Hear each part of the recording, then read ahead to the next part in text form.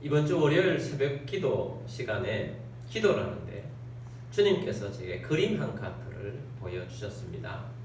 하늘에 이렇게 천장이 한 60도로 이렇게 기울기로 이렇게 쭉 있는데 그게 제 위에 구멍이 크게 뚫려 있는 것입니다.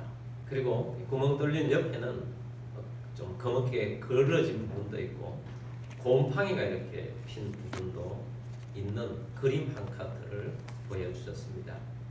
주님, 이게 무슨 의미입니까? 라고 주님께 물었더니 주님께서 깨닫게 해주셨어요. 하늘과 땅은 천정처럼 죄로 인해서 가로막혀 있는데 믿음의 사람들에게는 하늘에서 구멍을 뚫어서 그 사람에게 빛을 비춰주고 있다. 그리고 그 죄로 인해서 천정이 있기 때문에 거기에는 오염되고 또 잘못된 그러한 것들로 어둠이 있다라는 깨달음을 주셨어요. 그래서 제가 말씀을 놓고 기도하는 중이었기 때문에 이번 주에는 이 말씀으로 증거를 하라고 하신 것 같다. 그래서 기도하면서 놓고 준비를 했습니다. 영적 하늘이죠. 영적 하늘과 땅은 죄로 인해서 막혀 있는데 연결이 되어야 합니다. 야곱이 고백한 내용이 오늘 본문의 내용입니다. 창세기 28장 16절 17절 말씀 보겠습니다. 야곱이 잠이 깨어 이르되 여호와께서 과연 여기 계시거늘 내가 알지 못하였도다. 이에 두려워하여 이르되 두렵도다. 이곳이여 이것은 다름 아닌 하나님의 집이요 이는 하늘의 문이로다 하고. 야곱이 도망길에 있었죠. 왜 도망하게 되었느냐? 아버지 이삭이 눈이 어두운 가운데에서 형 에셀을 축복해주고자 했을 때 어머니 리브가와 야곱이 공모를 해서 아버지를 속이고 먼저 축복을 받게 된 것입니다. 에서가 이 사실을 알고 동생 야곱을 죽이겠다고 한 것입니다. 너무 그 공포스러운 분위기여서 할 수 없이 잠시 동안이나마 외삼촌 집에 가 있거라 하고 피신을 시켰습니다. 야곱이 홀로 외삼촌 있는 바다나람으로 가는 중에 날이 어두워졌습니다. 그래서 돌베개를 빼고 잠을 청했는데 그 잠자는 가운데 꿈을 꾸게 된 것입니다. 그 꿈은 땅에서부터 하늘로 사닥다리가 이어져 있고 하나님의 사자, 천사들이 오르락 내리락 하는 꿈이었습니다. 그와 동시에 하늘에서 음성이 들립니다. 나는 내 할아버지 아브라함의 하나님이요 너의 아버지 이삭의 하나님이다. 내가 너와 함께 할 것이다. 내가 너와 내 자손을 통해서 온 세상에 있는 사람들이 복을 받도록 내가 해줄 것이다. 내가 너를 지켜줄 것이고 너가 이 길을 갔지만 다시 돌아오게 해줄 것이고 내가 언제나 너와 함께 할 것이다 라는 말씀을 주신 것입니다. 야곱이 하나님으로부터 꿈을 꾸면서 참 아름다운 꿈을 꿨고 말씀을 듣고 난 다음에 일어나서 고백한 내용이 17절 말씀입니다. 이에 두려워하여 이르되 두렵도다. 이곳이요 이것은 다름 아닌 하나님의 집이요 하늘의 문이로다. 두 가지를 말하죠. 자, 이곳이 하나님의 집이요 이곳은 하늘의 문이로다 라고 고백을 했습니다. 하나님의 집은 창세기를 아는 사람들은 대체적으로 잘 알고 있습니다. 하나님의 집은 베델이죠. 그 지명 이름이 그 전까지는 루스라는 지명이었는데 야곱이 꿈을 꾸고 난 다음에 하나님의 집이라는 뜻의 베델이라는 지명으로 바뀌게 된 것입니다. 하나님이 이곳에 임하여 계시도다. 이곳에 임하셨다 하는 그런 의미인 것입니다. 또 다른 단어는 하늘의 문입니다. 오늘 집중할 것은 바로 하늘의 문, 하늘과 땅에 창이 있다는 겁니다. 문이 있다는 것입니다. 저희 창이 있고 문이 있는데 우리 인생들이 바로 이 하늘에 있는 창문, 하늘에 있는 문을 통해서 우리가 빛 가운데 살아야 하는 것입니다. 그래서 오늘 두 가지를 말씀드리려고 하는데 첫 번째는 누구든지 하늘이 뚫려 있어야 한다라는 사실입니다. 이번 추석날 가족들과 함께 차를 타고 가다가 이런저런 이야기를 차 안에서 하는데 저는 잠시 동안 이번 주의 전날 바로 하늘과 땅을 연결하는 이것을 잠시 생각을 하고 있었어요. 잠시 생각하는데 옆에 교회 간판이 하나 딱 보이는데 깜짝 놀랐어요. 교회 이름이 하늘과 땅이 만나는 교회. 교회 이름이 그런 교회더라고요. 전 깜짝 놀랐죠. 그냥 볼 수도 있는데 가족들과 이야기하고 있다가 이번 주 설교에 대해서 잠시 생각이 하고 있는데 그걸 보니까 정말 놀란 거죠. 저는 설교를 준비하면서 그런 것을 느낍니다. 하나님이 나를 설교를 시키는데 원고를 작성할 때부터 굉장히 진심이시구나 하는 것을 느껴질 때가 참 많아요. 바로 그 순간이었습니다. 하늘과 땅이 만나는 교회, 라는 교회 이름을 보면서 감동을 받았죠. 그렇습니다.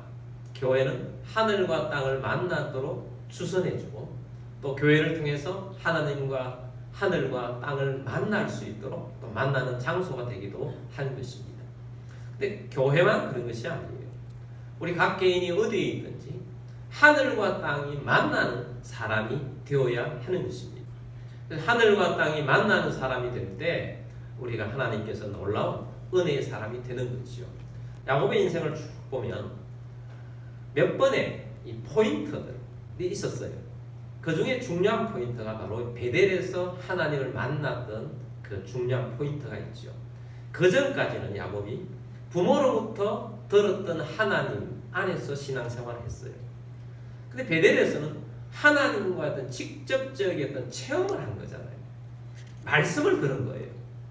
하늘과 땅이 소통이 된 거예요. 그러고 난 다음에 야곱의 바다나람의 삶 20년 동안 외삼촌 집에 살면서 그 전까지는 속이는 삶이었다면 외삼촌 집에 살면서는 속이는 삶이 아니에요. 빛 가운데 사는 삶이죠. 성실한 삶이었어요. 외삼촌이 급여를 약속을 하고 10번이나 속여서 안 줬는데도 성실함을 떠나지 않습니다. 열심히 생활하는 거죠. 그리고 하나님 말씀을 붙잡고 믿음으로 미래를 생각하면서 하나님이 주실 찬란함을 생각하면서 번성을 생각하면서 생활을 했던 것입니다. 그래서 하나님과 땅에 있는 우리들이 소통이 되어지고 빛 가운데 살게 되는 그 시점이 굉장히 중요한 것입니다. 하나님께서 제게 그날 새벽에 가르쳐 주신 것은 나에게도 하늘이 뚫려 있는 것이 있지만 우리 그리스도인들에게는 하늘에서 지붕에 있는 구멍을 내어주셔서 빛 가운데 살게 하신다는 것입니다. 하늘에서 먼저 뚫어주신 것은 하나님의 은혜인 것이죠. 그래서 우리 모든 그리스도인들은 하늘에 주신 뚫려있는 빛 가운데 사는 것입니다. 여러분 모두는 빛 가운데 사는 것입니다. 이 빛 가운데 뚫려있지 않는 사람들은 다 어두움 가운데 살고 있는 거예요. 어두움 가운데 살고 있다 보니까 알지 못하는 미래 때문에 두려워하고 그 두려움 때문에 힘들어하는 여기저기 헤매는 방황하는 삶을 사는 것입니다. 지난번 대선 때 대통령 후보들이 다 무당들을 찾아가는구나 하는 것을 우리가 알게 된 거예요. 그리고 그 또 무당 중에서도 교수직 이런 사람 있는 사람들을 찾아갔죠. 근데 그 사람들이 했던 이야기 중에 한 교수가 한 이야기가 아주 거슬리는 이야기인데 이런 이야기를 하더라고요. 우리나라의 대통령이 되려고 하는 사람이 우리와 같은 사람을 무당을 찾지 않고 정치를 할 수는 없지. 그 이야기를 하는 거예요. 깜짝 놀랐어요. 대부분의 정치를 하고자 하는 사람들은 무당을 찾아가는구나 하는 것을 그 사람의 입술을 통해서 알게 된 거예요.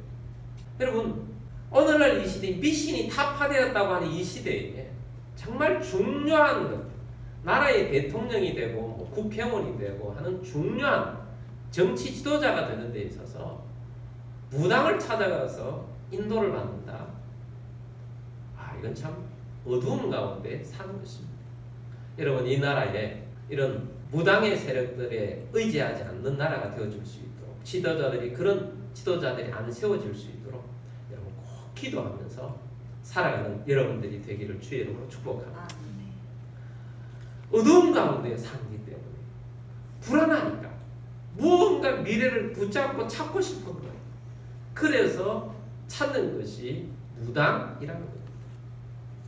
바울이 선교를 하러 아테네까지 가게 되었습니다. 아테네에 가니까 우리가 알고 있는 그리스 신화에 나오는 신들, 또 로마 신들, 이런 신화들에 나오는 신들을 섬기는 신전들을 화려하게 지어놓고 아침마다 나와서 제물을 드리면서 예배를 드리는 그런 모습을 보면서 바울은 분노가 일어납니다. 영적인 것을 파악하기 위해서 이것저것을 한번 다녔나 봅니다. 그런데 특이한 신이 있는 거죠. 신 이름이 없어요. 그리고 그 앞에다가 알지 못하는 신, 그렇게 붙여놓은 많은 신들이 있는데 여기는 이름도 없고 알지 못하는 신이래요. 근데 거기 나와서도 예배하고 제사를 드리는 것입니다. 사람들이 얼마나 헤매면, 어두운 가운데 있으면 신 이름은 알지 못한다, 잘 모르지만 내게 복만 주면 돼, 우리의 미래가 잘못되지 않으면 돼 하고 가서 의지를 하는 거죠. 이것이 어두움 가운데 사는 모습인 것입니다. 여러분, 오늘날 수많은 사람들이 어두움 가운데 헤매고 있는 것입니다. 여러분, 우리는 빛 가운데 사는 자들이에요. 빛이 없는 자들은 어두움 가운데 사는 것입니다. 어두움 가운데 살면 헤매는 것입니다. 여러분, 어두움 가운데 살지 않게 되길 바랍니다. 어두움 가운데 사는 사람들은 이 땅에서 내가 어디서 왔어, 왜 사는지, 어디로 가는지 모르고 살아가는 사람들입니다. 근데 빛 가운데 살게 되면 내가 어디서 왔고 왜 살아야 하는지, 무엇을 하며 살아야 하는지, 어디로 가는지 하나님 말씀을 통해서 분명하게 깨닫고 살기 때문에 분명한 확신을 가지고 살게 되는 것입니다. 사도 바울이 어두움 가운데 살 때가 있었지 않습니까? 그는 율법학자였어요. 율법의 대가였어요. 하나님을 제일 잘 안다고 생각했어요. 근데 실제로 하나님과의 관계가 없는 삶을 살았던 거죠. 그렇기 때문에 예수님을 믿는 사람들을 보고 저 사람들은 죽여야 돼, 없애야 돼, 교화시켜야 돼. 그렇게 해서 서대반이 순교하는데 앞장서 있었던 사람이 바울이었고, 예수 믿는 사람들을 잡으러 다니는 사람도 바울이었고, 이스라엘 나라 안에서만 예수 믿는 것이 아니라 저 이방 땅에 있는 예수 믿는 사람들, 소문만 들어도 사람을 잡아오겠다고 가는 사람이 바울이었습니다. 어두움 가운데 사는 모습이었어요. 근데 다메섹으로 가다가 빛 대신 예수님을 만나게 된 것입니다. 빛 대신 예수님을 만나고 난 다음에 180도 다른 삶을 삽니다. 자신이 이전까지 살았던 것은 빛 없이 살았던 삶입니다. 어두움 가운데 살았던 삶입니다. 그래서 이제 빛 가운데 살기로 결단을 하고 한평생 예수님을 전하는 삶을 살지 않습니다. 예수님을 전하다가 순교까지 하면서 인생을 살았던 사람이 바울인 것입니다. 여러분, 빛이 없는 삶은, 하늘에 구멍이 뚫려있지 않는 삶은 어두움 가운데 사는 삶이라는 사실입니다. 그리고 어두움뿐만 아니고 천정에 오염되어 있었다고 했잖아요. 사단이 공중권세 잡은 자라고 그랬어요. 어두움 가운데 사는 자는 그냥 어두움에 사는 정도가 아니고 오염된 삶을 사는 것입니다. 죄 가운데 저주 아래서 오염된 삶을 살아요. 오염된 삶을 살다 보니까 삶이 지저분해지는 것입니다. 자기 욕심을 이루는 삶을 사는 거죠. 이 세상에서 겉으로 보기에는 화려하게 살고 잘 사는 것 같지만 욕심대로 사는 것입니다. 그런 삶은 불행한 삶입니다. 결국은 잘못된 인생이 되고 말 것입니다. 여러분, 빛이 없는 삶은 어두움뿐만 아니라 오염된 죄 가운데 사는 삶이라는 사실을 놓치지 않게 되길 바랍니다. 곰팡이 있잖아요. 곰팡이가 많은 피는 집에 살아보셨습니까? 저희는 세탁기가 있는 베란다 쪽에 벽이 곰팡이가 얼마나 잘 쓰는지 그런 집에 한번 살아본 적이 있어요. 곰팡이 핀다고 페인트를 사서 발라보면 그때뿐이에요. 며칠 안 있으면 또 새까맣게 올라가요. 나중에 알았어요. 곰팡이 안 피는 페인트가 있다. 그래서 그걸 사서 발랐는데 조금 덜하긴 한데 잡을 수가 없는 거예요. 락스를 뿌려보기도 하고 락스를 손에 묻혀서 텀뿍 묻혀서 발라보게 됐는데 그때뿐이에요. 계속해서 피 올라오더라고요. 그 집은 구조적으로 안 되는 거예요. 근데 그런 곰팡이 피는 곳에 빛이 비치면 곰팡이가 안 핍니다. 오늘 우리들의 삶 가운데 오염된 삶 가운데 하늘의 빛이 비치면 우리의 오염된 삶이 더 이상 나갈 수가 없어요. 빛 가운데 살면 어둠의 행위들이 양심이 그려껴서 살 수가 없는 거죠. 주께서 견디지 못하도록 우리의 삶을 인도하시는 것입니다. 조지 물러라는 유명한 목사님이 계십니다. 이 목사님은 두 가지로 유명해요. 고아의 아버지고 또 5만 번 기도 응답을 받았던 목사님이시다. 이 두 가지로 유명해요. 얼마나 많은 고아들을 보살핀지 모릅니다. 1만 명의 고아들을 보살폈다고 합니다. 근데 그 모든 1만 명의 고아들을 어디 가서 후원을 가서 받는 것이 아니고 오로지 기도하면서 후원받아가지고 이 모든 고아들을 살렸던 사람입니다. 그 일대기를 읽어보면 이런 내용이 나옵니다. 고아원에 한 2,000명이나 되는 고아들이 있는데 아침에 먹을 것이 없다는 보고가 올라옵니다. 그럼 먹을 것을 구하러 전부 나가야 되지 않겠습니까? 그런데 기도합니다. 하나님, 2,000명이 굶게 생겼습니다. 하나님 도와주십시오.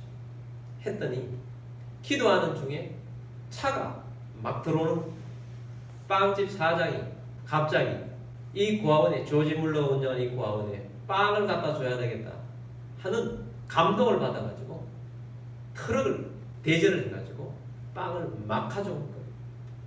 자, 이렇게 기도하면서 운영한 놀라운 은혜의 역사들이 있던 것입니다. 조지 물러가 그럼 처음부터 그런 삶을 살았는가? 아니었습니다. 청소년 때, 청년 때는 문제야 중에 문제였어요. 집안에 큰 문제야였다. 아버지의 돈을 훔쳐가지고 술 먹고 도박하고 그런 삶을 살았기 때문에 얼마나 큰 문제야였는지 모릅니다. 그 아버지가 얼마나 많이 기도하고 집안에 어머니도 많이 기도하고 그런 중에 하나님께서 청년 때의 조지 물러에게 빛을 비춰주신 거죠.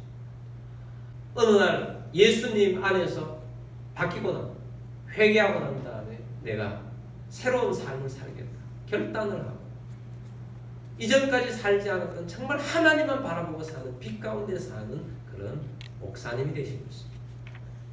여러분, 빛이 비춰지지 않을 때는 오염된 삶을 살았지만 빛이 비춰지니까 오염이 아니라 빛 가운데 사는 삶이 되더라는 것을 가르쳐 주고 있습니다.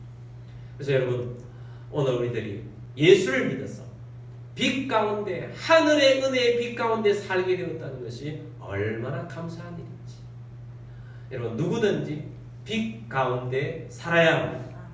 구멍이 하늘에서 연결된 하늘의 빛을 받는 사람이 되어야 할 것입니다. 그래서 예수를 영접한 사람은 빛 가운데 살게 되는 것입니다. 두 번째는 하늘의 창은 우리가 넓혀야 한다 하는 것입니다. 주님께서 제가 그날 새벽에 그 그림을 볼 때에 저는 처음에 봤을 때 제 위에 천정이 있는데 한 30m 되니까 하늘의 지붕 위에 천정이 좀 넓네 그런 생각을 가졌어요. 주님이 깨닫게 해주신 것은 각자 우리 그리스도인들에게는 하늘에서 구멍을 뚫어서 빛을 비춰주는데 구멍 크기가 다 다르다는 거예요. 제거는 굉장히 크진 않지만 그래도 작지는 않더라고요. 어떤 사람들은 내가 예수를 믿는데 빛 가운데 살고 있나, 빛인지 어두운지 모르겠다, 희비하게 그런 빛일 수도 있어요. 뚫려 있긴 한데 아주 흐릿한 빛을 비침 받고 있을지도 모릅니다. 근데 하늘에서 은혜로 뚫어주는 건 하나님이 뚫어주시지만 넓히는 것은 우리가 넓히는 거예요. 우리가 하나님 안에 살면서 이 뚫린 하늘 안에서 연결이 되는 거죠. 하늘에 있는 하나님과 내가 연결이 되는 거잖아요. 연결되는데 내가 하나님의 선한 뜻을 내 속에 채우면서 이 뜻을 위해서 기도하고 또 기도하면서 넓어지는 거죠. 넓어지는 언제든지 빛이 강하기도 하지만 그 빛 안에 살아가면서 소통이 잘 되는 것입니다. 잘 연결되는 것입니다. 여러분, 하늘은 기적의 장소예요. 여러분, 이 땅에 보이는 모든 이 물질 세계가 하나님의 말씀으로 창조되어진 것입니다. 하나님의 말씀은 기적을 일으킵니다. 성경의 내용들이 그거 아닙니까? 어려울 때마다 하나님의 말씀이 임하여 기적이 일어납니다. 하나님의 하늘의 세계는 하늘의 기적들이 가득한 것입니다. 하나님께서 우리의 삶에 도움이 되십니다. 기적적인 도움이 되십니다. 능력으로 역사하시는 분이세요. 그래서 우리가 하나님 앞에 기도함으로써 이 뚫린 하늘이 더 넓어지게 하는 역사를 일으키는 주의 백성이 되기를 주의 이름으로 축복합니다. 하늘의 하나님 앞에 기도함으로써 이 하늘이 창이 넓어지게 될 것입니다. 구약에 보면 엘리사 선지자가 나옵니다. 엘리야 선지자도 유명하지만 그의 제자 엘리사 선지자는 엄청난 능력이 나타났던 선지자인 것입니다. 이 선지자를 통해서 하늘의 문이 열려 있다는 것을 성경이 보여줍니다. 한 번은 많은 아람 군대가 이스라엘을 쳐들어왔어요. 남북이 분단되어 있을 때 북쪽 수도는 사마리아였는데 아람 군대가 엄청나게 쳐들어왔습니다. 엘리사의 수종들은 종이 있었습니다. 이 청년이 아람 군대의 숫자를 보고 놀랍니다.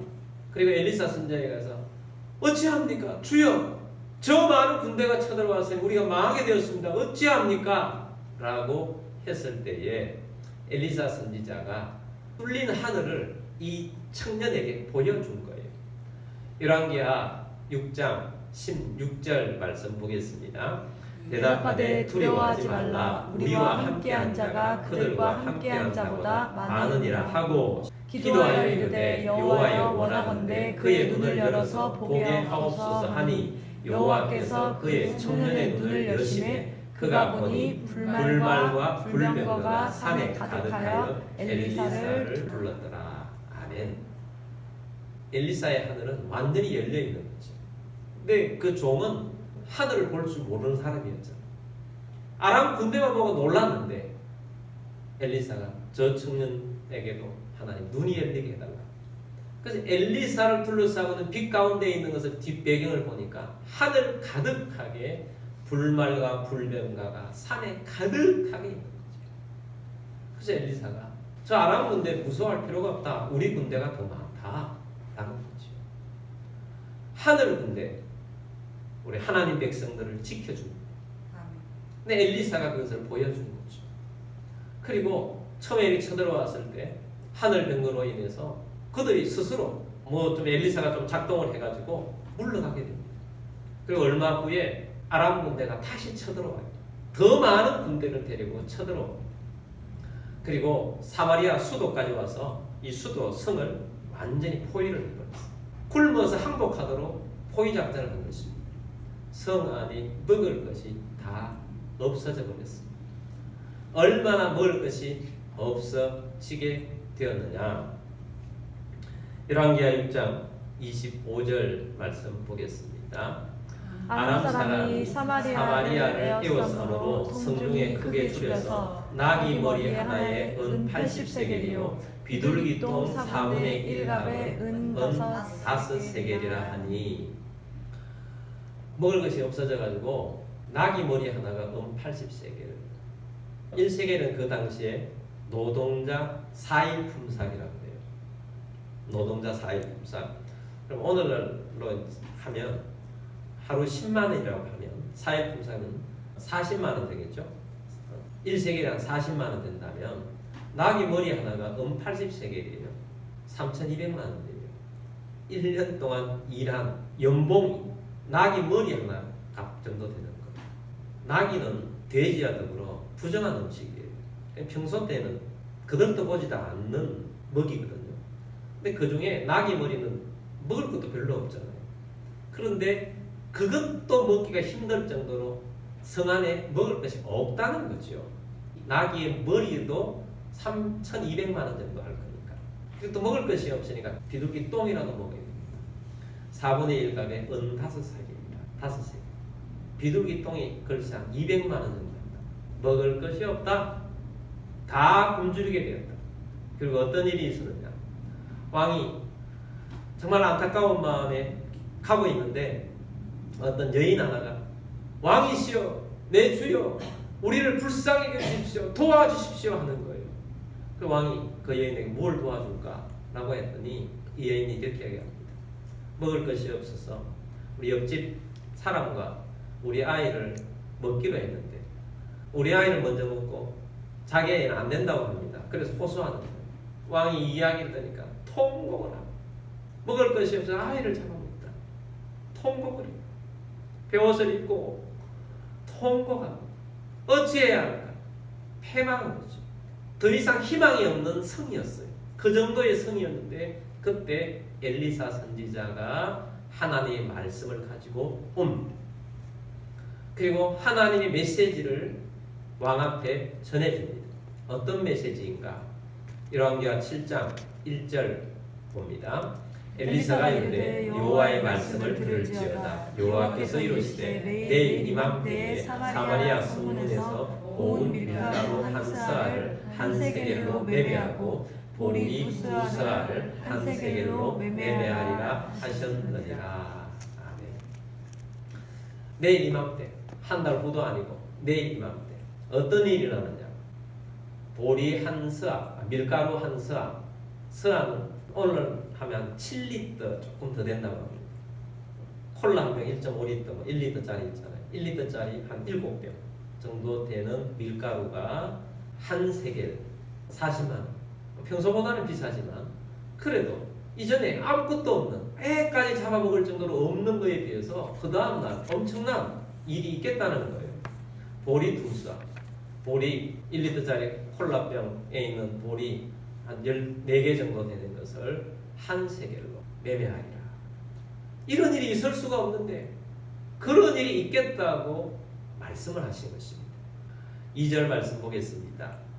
그때 왕이 그의 손에 의지하는 자 곧 한 장관이 하나님의 사람에게 대답하여 이르되 여호와께서 하늘에 창을 내신들 어찌 이런 일이 있으리요 하더라. 엘리사가 이르되 내가 내 눈으로 보리라. 그러나 그것을 먹지는 못하리라 하니라. 아멘. 그때 왕 옆에 왕이 굉장히 신이 많은 장관 하나가 있었어요. 이 장관이 말이 문제예요. 믿음이 없는 말을 한 것입니다. 하나님의 사람에게 여호와께서 하늘에 창을 내신 자, 하늘에 창을 내신 자. 저는 그 그림을 보면서 바로 이 구절이 탁 떠오르더라고요. 하늘에 창, 하늘에 창이 있는데 여호와께서 하늘에 창을 내신들 어찌 그런 일이 있을 수가 있느냐? 있을 수가 없다는 것입니다. 여러분, 우리 믿음의 사람들은 이런 말 하면 안 돼요. 아무리 상황이 어렵고 힘들다 할지라도 믿음의 말이 선포되는데 에이 뭐 그런 일이 있을 수 있어. 안 돼. 누군가가 믿으면 됩니다 하는데 안 돼. 어찌 그런 일이 있을 수가 있어. 그런 말 하면 안 돼요. 믿음이 없는 말을 이 장관에게 엘리사가 뭐라고 하는가? 네 눈으로 볼 것이다. 그러나 너는 그것을 먹지는 못한다 라고 말한 것입니다. 그날 밤에 어떤 일이 있었느냐? 하늘 군대가 있다고 그랬잖아요. 하늘의 군대가 역사하기 시작한 것입니다. 아람 군대가 사마리아 성을 포위하고 있었는데 거기에 하늘 군대가 말바꿀 소리, 군대의 소리, 엄청난 소리들이 막 주변에서 쳐들어오는 소리가 모두 다 듣게 되는 거예요. 그러니까 그들이 퇴각하라 퇴각하라. 성안이 문제가 아니고 누군가 다른 데에서 도움을 오는 줄 알고 퇴각을 하는데 있는 거 다 버려두고 그냥 도망만 간 것입니다. 그런데 바로 그 포위한 곳과 성 사이에 4명의 나병 환자들이 있었는데 이 나병 환자들도 진퇴양난으로 있었어요. 먹을 것이 없어요. 그전에는 성에서 던져주는 어떤 것을 먹고 살았는데 성도 먹을 것이 없으니까 먹을 것이 없고 밖으로 나가든지 아람 군대 때문에 죽게 될 것이고 어떻게 하나? 그러다가 성 안으로 들어가 봐야 먹을 것이 없으니까 밖으로 나가다가 아람 군대가 혹시 먹다가 남긴 거라도 있을 거예요. 죽더라도 그리 가자 하고 가본 거예요. 갔더니 군대는 없어지고 군량미와 모든 걸 남겨놓고 다 간 것입니다. 그들이 정신없이 먹다가 이런 말을 합니다. 우리가 성 안에 알리자. 성 안에 알리지 않으면 우리에게 벌이 있을 것이다. 그래서 알리로 간 것입니다. 성안에도 못 믿는 거예요. 그래서 정탐꾼을 보내자 하고 갔다가 진짜 그렇더라 하고 보고가 들어온 것입니다. 이 이야기가 삽시간에 퍼지니까 바로 그때 왕 옆에서 그 말을 했던 그 장관에게, 왕에게 너는 성문을 좀 잘 지키고 있거라 하고 했는데 사람들이 한꺼번에 나가다가 그냥 그 앞에 밟혀서 죽게 된 것입니다. 하나님 말씀대로 되게 된 것입니다. 여러분, 하늘에 창을 내신들 그런 일이 있겠느냐? 여러분, 하늘은 기적의 장소예요. 하늘은 기적의 장소예요. 여러분, 하늘을 향하여서 끊임없이 기도하는 열정적인 주의 백성이 되기를 바랍니다. 하나님께서 우리에게 은혜로 구멍을 내주셨다고요. 이 구멍이 기도함을 통해서 넓어지게 되기를 바랍니다. 자주 하나님과 독대하십시오. 하늘의 은혜가 일어나게 되면 우리의 삶 가운데 놀라운 일이 일어납니다. 오늘 내게 엄청난 힘든 일이 내 가운데 있다 할지라도 주께서는 하늘의 은혜를 부으셔서 내일 이맘때는 다른 일이 일어납니다. 더 놀라운 일이 일어납니다. 기적이 일어납니다. 능력이 나타납니다. 그러므로 여러분, 하늘의 은혜 가운데 하늘의 창이 열려주신 우리 하나님 앞에서 기도하면서 승리하는 여러분들이 다 되시기를 주의 이름으로 축복합니다. 아멘.